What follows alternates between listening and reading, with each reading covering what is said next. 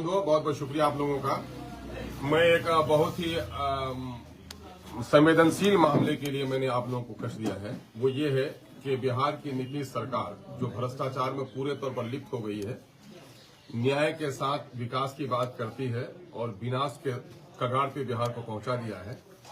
और सबसे ज्यादा अगर उसने किसी को क्षति पहुंचाई है तो बिहार की शिक्षा जगत को। और उसमें एक अफसोसनाक बात यह है कि बिहार में सबसे सम्मानित जो परीक्षा होती है वो बीपीएससी की, बिहार पब्लिक सर्विस कमीशन की, उसकी 7वीं परीक्षा के लिए जो पीटी एग्जाम लिया गया है उसमें तकरीबन 4 लाख जो अभ्यर्थी हैं उसमें शामिल हैं। और बापू एग्जामिनेशन हॉल में अनियमितता पाई गई, जिसकी वजह से सभी अभ्यर्थी जो हैं पिछले कई दिनों से वहां पर पटने में धरने पर बैठे हुए हैं। विभिन्न पार्टियों की तरफ से उनका समर्थन किया जा रहा है। स्वयं 3 तारीख को मैं भी धरना स्थली पर जाकर अपनी पार्टी की ओर से उनको समर्थन दिया है।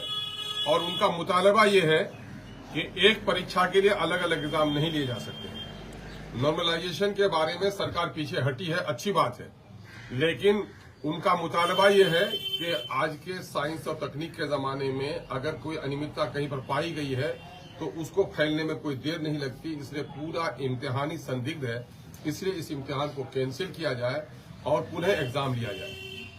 और उनका मुतालबा बिल्कुल जायज और दुरुस्त है।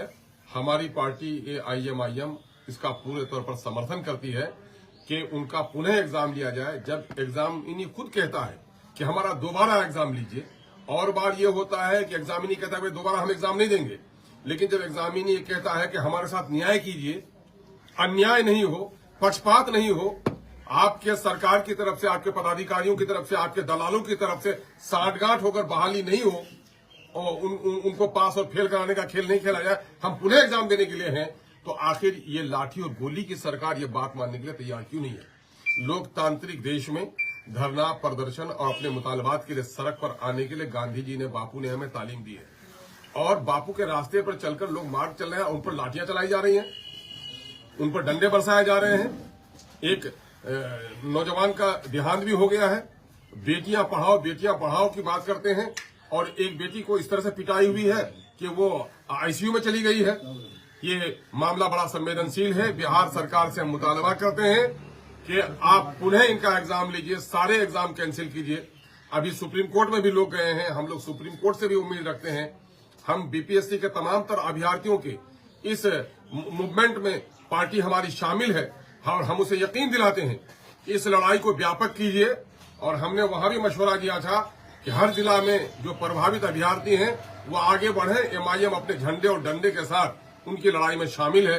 हम पुनः एक बार मुतालबा करते हैं बिहार सरकार से कि अफसरशाही का नंगा नाच हो रहा है। माननीय मुख्यमंत्री जी, आप संवेदनशील अपने आप को कहते हैं तो अपने संवेदनशीलता का सबूत दीजिए और पुनः एग्जाम आप लीजिए। किसी एक ही एग्जाम के लिए 2 अलग अलग क्वेश्चन पेपर नहीं हो सकते हैं। ये लड़कों के साथ नाइंसाफी होगी, अभ्यर्थियों के साथ नाइंसाफी होगी।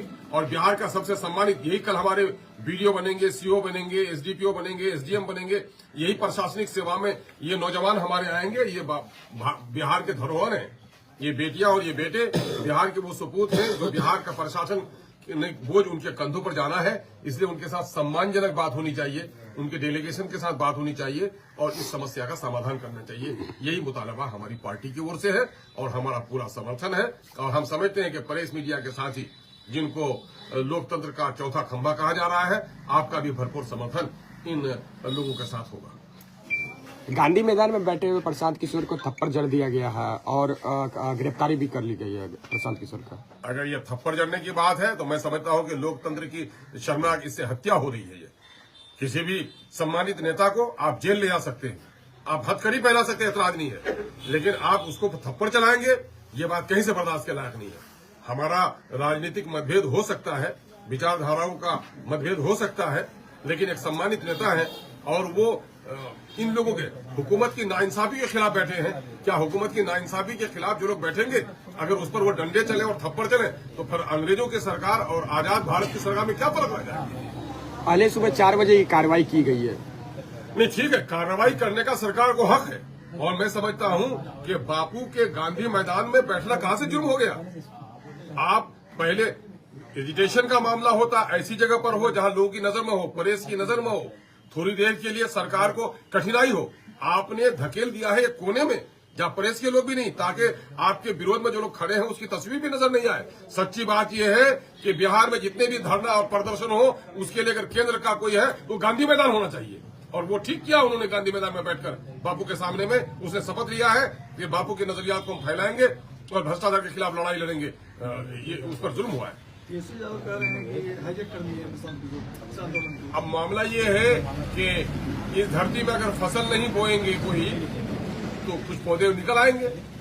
बिहार में अगर सत्ता की नाकामी के बारे में सबसे पहले खड़ा किसी को होना चाहिए तो बिहार की मेन अपोजिशन पार्टी राजद को खड़ा होना चाहिए। अब राजद अभी सिर्फ ये है कि शायद नीतीश बाबू से हमारी दोस्ती हो जाए, शायद कुर्सी का प्रेम, किसको ये फिक्र है कि कारवां का क्या हुआ। हर कोई लड़ रहा है कि सरदार कौन है, कारवां पीट रहा है। और सरदारी की लड़ाई में ये मामला किसी को इस वक्त बदनाम करने और नेकनाम करने का नहीं है। ये मामला इस वक्त जो पीड़ित अभ्यर्थी हैं उनके समर्थन का है और बिहार में दूसरा या एग्जाम कैंसिल हो और दोबारा इनका एग्जाम लिया जाए, इस मामले को आगे बढ़ाना चाहिए सर। कांग्रेस आज क्यों नहीं आ रही है सर? कांग्रेस कभी खुल के आई है, कैसी बात करते हैं? कांग्रेस कभी खुल के आई है? राम राम आस्तीन में छुड़ी, ये तो पुरानी वो रही है कांग्रेस, वो सबके साथ।